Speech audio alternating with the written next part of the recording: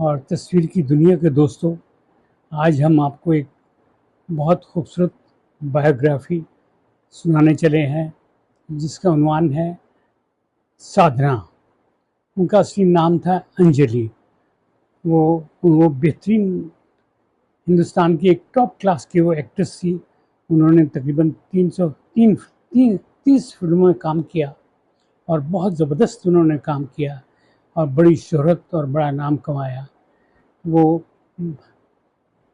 तकरीबन हर एक्टर के साथ उनका काम रहा, तो उनकी हम छोटी सी बायोग्राफी हमने बनाई है, वो हम आपको पेश करते हैं। ये कराची में 1941 में पैदा हुई। ये सिंधी ख़ानदान में पैदा हुई थी, वहीं इनकी परवरिश हुई। फिर ये पार्टीशन आ गया और ये बम्बई से चली गई, वहाँ सेटल हो गई। इनके पेरेंट्स जो थे वो बस बड़े खस्ता हाली में गए थे। वहाँ उन्होंने एक छोटी सी दुकान कर ली, वो भी सिंधी कॉलोनी थी। तो वालदा कुछ पढ़ी लिखी थी, उन्होंने बेटी को घर में ही तालीम देनी शुरू कर दी। 8 साल तक वो घर में तालीम देती रही और उनको वहाँ पढ़ाती रही। फिर स्कूल में दाखिले के लिए ले गई, तो जब उनका टेस्ट हुआ तो उनको फ़ौरन 5वीं क्लास में दाखिला मिल गया। वो बड़ी इंटेलिजेंट थी, बड़ी ज़बरदस्त इंटेलिजेंट थी। तो इस तरह उनको वहाँ स्कूल में ड्रामे और दूसरी एक्टिविटीज़ में हिस्सा मिलना शुरू हो गया। वो बड़ी आज़ादी के साथ अपना जो उनके टैलेंट था वो अब कुछ बाहर निकलना शुरू हो गया था। उनके वालिद भी एक्टिंग को पसंद करते थे, ड्रामे को पसंद करते थे। वो उनकी तरफ से भी उनको सपोर्ट थी। तो इस तरह ये उनका ये करियर चल गया। इत्तेफाक के साथ ये हुआ कि उनको एक तो नौकरी मिल गई, एक टाइपिस्ट की नौकरी मिल गई। वहाँ पे उन्होंने कुछ काम करना शुरू कर दिया, कुछ ड्रामों में काम करना शुरू कर दिया। फिर उनको एक श्रीमती 420 एक फिल्म बन रही थी, उसका कोर्स में उनको एक गाना गाने के लिए बुलाया गया। वहाँ कोर्स में उनको गाना गाया। फिर एक और कोर्स था, उसमें भी इनको गाना गाया गया। तो इस तरह इनकी फिल्म इंडस्ट्री में एंट्री हो गई थी। फिर इत्तेफाकन इनको मालूम हुआ कि गंगा जमुना बन रही है, वहाँ एक किसी एक्ट्रेस की ज़रूरत है।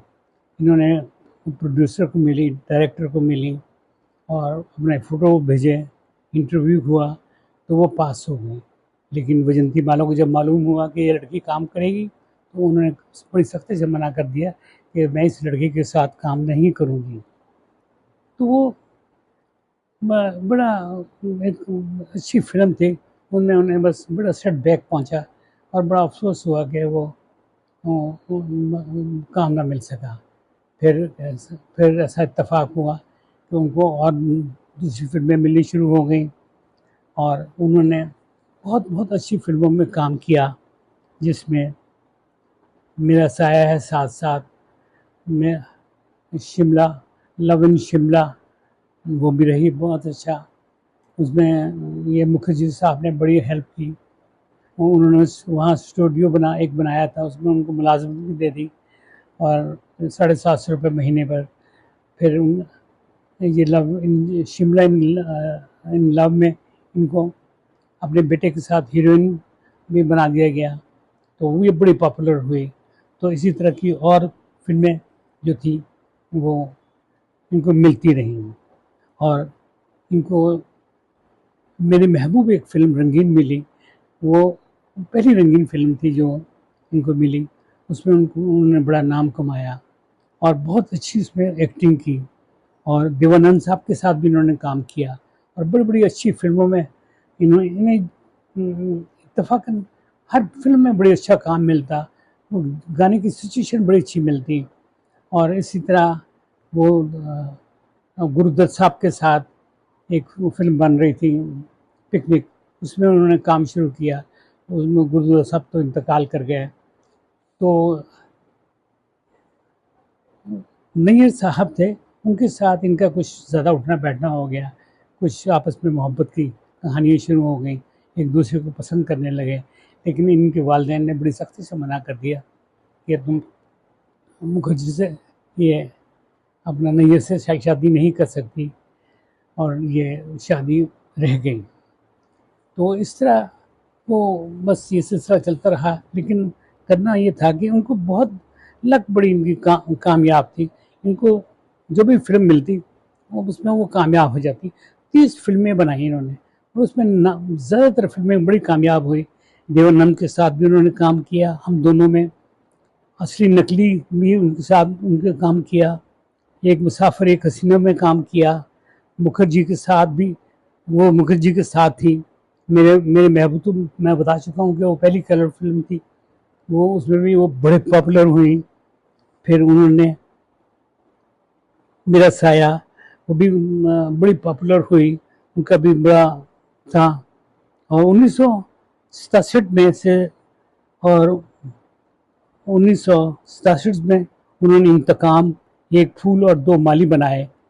ये भी कामयाब हुई, वो चली।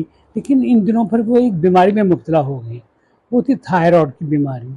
उनको अमेरिका जाना पड़ा, वहाँ उनका इलाज होता था। तो वहाँ जो उनको दवाइयाँ इस्तेमाल कर रहे थे वो स्टीरॉयड टाइप थी। तो जब वो वापस आई तो उनको एक बच्चा पैदा हुआ, लेकिन वो मुर्दा हालत में पैदा हुआ।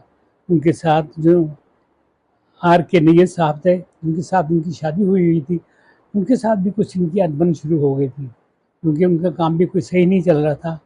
अब इनके कुछ बुरे वक्त शुरू हो चुका था। वो भी इंतकाल कर गए, बेटा भी इंतकाल कर गया, और ख़ुद भी वो बीमारी में मुब्तला हो गई। फिर क्या हुआ कि उनको आँखों की बीमारी भी लाहक हो गई। इसी तरह एक ज़्यादा मसले मसाइल में चली गई। उनको उन्होंने अपना घर बेच दिया, और अपने एक फ्लैट में आ गई, वो भी झगड़े वाला फ्लैट था। इस तरह करके वो उन्होंने अपनी ज़िंदगी के दिन गुजारने शुरू कर दिए। वो वो, वो ज़िंदगी को बस अब खींचना शुरू कर दिया उन्होंने। और उन्होंने कुछ 74 साल की उम्र पाई, और वो 2015 में उनका वो इंतकाल कर गई। लेकिन उनके जो आप उनकी बैकग्राउंड देखें, बड़ी ज़बरदस्त है। उनको ऐसी ऐसी अच्छी फिल्में मिली, ऐसे ऐसे अच्छे गाने मिले, और ऐसे ऐसे ऐसे अच्छे हीरोज़ मिले, ऐसे ऐसे अच्छे उनके किरदार मिले कि वो, और उन्होंने बहुत खूबसूरती से निभाए। ये थी हमारी आज की बायोग्राफी। उम्मीद है कि आपको पसंद आई होगी। हम शॉर्ट स्टोरी पर भी काम करते हैं, तो वो उस भी हमें तकरीबन हमें करोड़ों के हिसाब से हमें लाइक्स आते हैं, हज़ारों के हिसाब से हमें सब्सक्राइब्स लोग करते हैं। काइंडली आप वो भी देखा करें।